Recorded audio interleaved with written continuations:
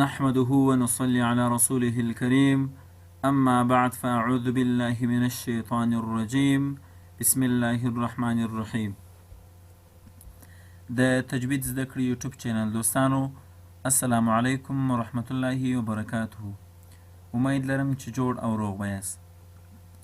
دوستانو، زموږ او ستاسو بحث د را قاعدې وې چې د را بحث مو یو څه کړی دی او د را نننی درس د را د باریک ویلو شرطونه دي.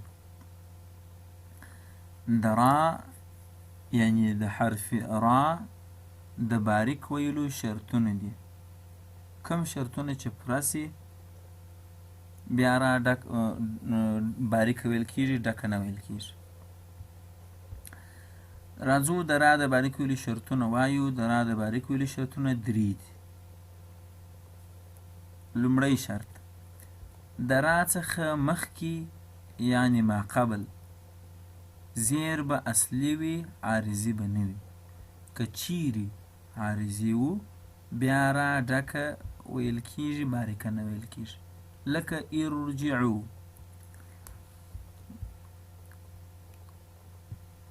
دوستانو تاسو ورته متوجه سئ، د ارجعو لفظ ته. په ارجعو کې دوستانو دغه را ته متوجه سئ. موږ وایو د را څخه مخکې یعنی ما قبل زیر به اصلي وي. د را څخه مخکې چې کوم حرف دی هغه په دا کلمه کې امزه ده، زیر لري. نو د را څخه مخکې چې هر حرف وي د هغه چې کوم زیر لري هغه به اصلي زیر وي، عارضي به نه وي. اوس نو یو د اصلي زیر موضوع راغله، بل د عارضي. دلته به یې موږ په لنډ ډول باندې داسې وایو چې اوس ورباندې پوه سو، خو پر اصلي زیر او پر عارضي زیر یعنی پر اصلي حرکت او پر عارضي حرکت په بیا په نورو درسونو کې بحث وکړو. نو زیر به موږ وایو چې اصلي وي. اصلي زیر هغه زیر ته ویل کیږي چې یو حرف یې په خپله د ځانه څخه ولري. یو حرف په خپله د ځانه څخه یو حرکت ولري چې دلته موږ د زیر یادونه کړې ده، نو هغه اصلي دی. او که چیرې یو حرف په خپله حرکت نه درلودی یا دا زیر خپله نه درلودی، موږ ورکړی و د ځانه څخه، نو دې ته بیا عارضي زیر ویل کیږي. اوس د را په شرط کې موږ داسې وایو، موږ د رې څخه مخکني حرف ته ګورو چې دلته همزه ده. مخکنی حرف یې موږ وایو زیر به یې اصلي، عارضي به نه وي. یعنې د حرف په خپل به وي، عارضي به نه وي. داسې به نه وي چې موږ ورکړي. که چیرې عارضي و یعنې دغه د مخکني توري د را څخه مخکنی توري چې دا زیر عارضي و، دا معنا چې د حرکت موږ تاسو ورکړی و، بیا را ډکه ویل کیږي، باریکه نه ویل کیږي. لکه ارجعو. اوس خو د عامې قاعدې له مخې دغه را باید تشه ویل سي، ځکه را ساکنه ده، مخکنی توري زیر لري. په عامه قاعده کې د را موږ داسې ویلو، موږ رای ساکنه هغه وخت تشه ویل کیږي چې د دې ما قبل توري مخکنی حرف یې زیر ولري. دلته هم د را څخه مخکنی توري همزه زیر باید تشه ویل سي، خو موږ او تاسو یې تشه نه وایو. تشه یې ځکه نه وایو چې د را څخه مخکې توري چې کوم همزه ده زیر لري، دا زیر یې اصلي نه دی، عارضي دی. نو موږ وایو چې زیر به اصلي، عارضي به نه وي. که چیرې عارضي و بیا ډکه ویل کیږي. نو اوس د رې څخه در مخه توري چې کوم زیر لري، همزه ده زیر لري، دا زیر اصلي نه دی، عارضي دی. نو چې عارضي دی را موږ ډکه وایو. ارجعو یې وایو، ارجعو. داسې نه وایو چې ارجعو، ارجعو، ارجعو ډکه وایو. که څه هم ما قبل یې زیر دی باید دا تشه ویل سي. موږ یې تشه نه وایو چې دا زیر اصلي نه دی، عارضي دی. راځو دوستانو د را د باریک ویلو دویم شرط. دویم شرط داسې دی چې دا را او زیر به دواړه په یوه کلمه کې وي، په دوو کلمو کې به نه وي. که چیرې په دوو کلمو کې وي بیا را ډکه ویل کیږي. لکه رب ارجعون. دوستانو دا شرط بیا وایو، وایي دا را او زیر به دواړه په یوه کلمه کې وي. یعنې لکه د ارجعو لفظ ته وګورو، دغه زیر او دا را چې دي دا دواړه به په یوه کلمه کې وي، په دوو کلمو کې به نه وي راغلي. که چیرې په دوو کلمو کې وي، د دوو کلمو کې راغلي، بیا را ډکه ویل کیږي. لکه رب ارجعون.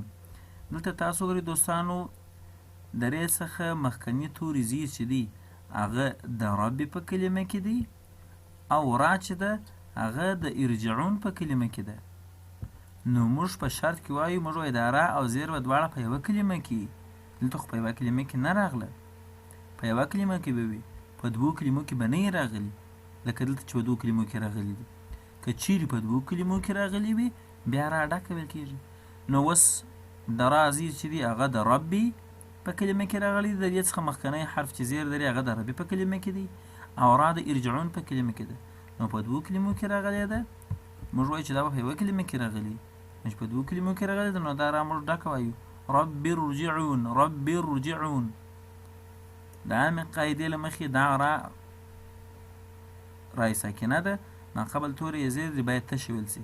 موږ یې تشه ځکه نه وایو چې د ر څخه د ماقبل حرف با چې د کم زیر چې لري دا په جلا کلمو کې دی، په دوو کلمو کې نه دی، په یوه کلمه کې نه دی، په جلا کلمه کې دی. نو چې په جلا کلمه کې راغله بیا موږ را ډک وایو رب ارجعون رب ارجعون، تشه یې نه وایو بلکې په تفخیم سره یعنې ډکه یې وایو رب ارجعون.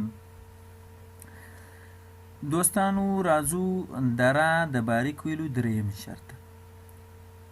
دریم شرط په دې ډول دی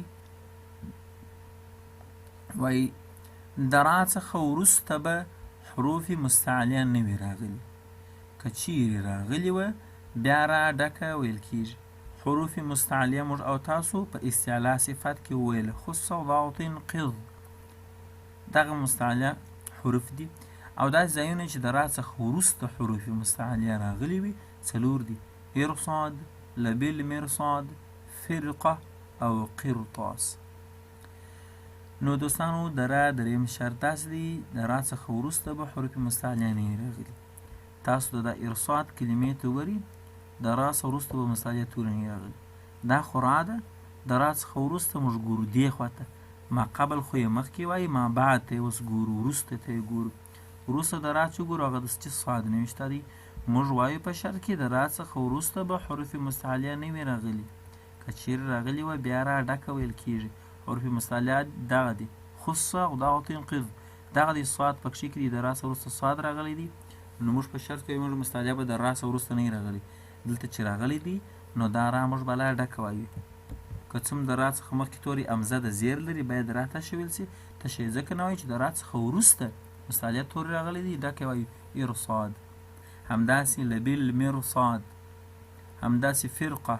په فرقه کې دوستان وګورئ د را څخه وروسته د حروف مستعلیو څخه قاف راغلی دی نو را ډکه وایو فرقه. که څه هم د را ماقبل حرف فا د زیر لري خو موږ مستعلیه تورې ته اعتبار وکړو نو ډکه وایو. همداسې قرطاس د را څخه وروسته د حروف مستعلیو څخه تا راغلی ده. یوه خبره دې هېره نه وي دوستانو چې دا خبره ډېره ضروري او لازمي خبره ده. د را څخه وروسته چې حروف مستعلیه راغلي دا په قرآن کریم کې دغه څلور الفاظ دي: ارصاد، لبل مرصاد، فرقه او قرطاس. هغه خبره مې دا کول دوستانو چې مال ډېره مهمه او ضروري خبره ده چې موږ په شرط کې وایو موږ د را څخه وروسته به حروف مستعلیه نه وي راغلي، که راغلي وه نو بیا را ډکه ویل کېږي. دغه مستعلیه تورې د را څخه وروسته چې موږ یادوو دا که چیرې د را څخه وروسته راغلی وي همدغه د را په کلمه کې به ورسره موجود وي. که چیرې په بله کلمه کې راغلی بیا د حروف مستعلیه اعتبار نه کول کېږي. اوس د ارصاد په کلمه کې تاسو وګورئ د را څخه وروسته صاد راغلی دی. ارصاد یوه کلمه ده، لبل مرصاد هم یوه کلمه ده، فرقه د را څخه وروسته قاف راغلی دی دا هم د قاف د را سره په دغه کلمه کې دی. فرقه یوه کلمه ده.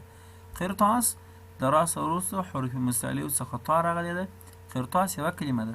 خو که چیرې د را څخه وروسته حروف مستعلیه راسي او د را په جلا کلمه کې حروف مستعلیه په جلا کلمه کې بیا حروف مستعلیو ته اعتبار نه ورکول کېږي. دلته مې مثال نوشته کړی نه دی، دغسې مثال وایم لکه فاصبر صبرا. فاصبر دوستانو د فاصبر په کلمه کې وګورئ را راله په پای کې فاصبر، وروسته کلمه یې صبرا ده.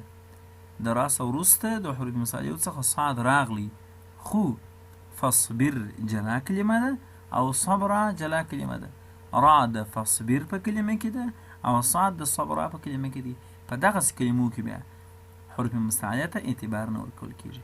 مستعلیه ته اعتبار هغه وخت ورکول کېږي چې د را څخه وروسته به په همدغه کلمه کې حروف مستعلیه ورسره راغلي، لکه همدغه څلور کلمې: ارصاد، لبیل مرصاد، فرقه، قرطاس. دا دې وي کې دوستانو چې دغه د را 3 شرطونه مو زده کړي وي. دوستانو که چیرې تاسو غواړئ مکمل تجوید زده کړئ نو تجوید زده کړئ یوټیوب چینل در سره سبسکرایب کړئ، نور ملګري او دوستان مو هم ورته دعوت کړئ تر څو ټول ورونه د تجوید د درسونو څخه برخمن سي. والسلام علیکم ورحمة الله وبرکاته.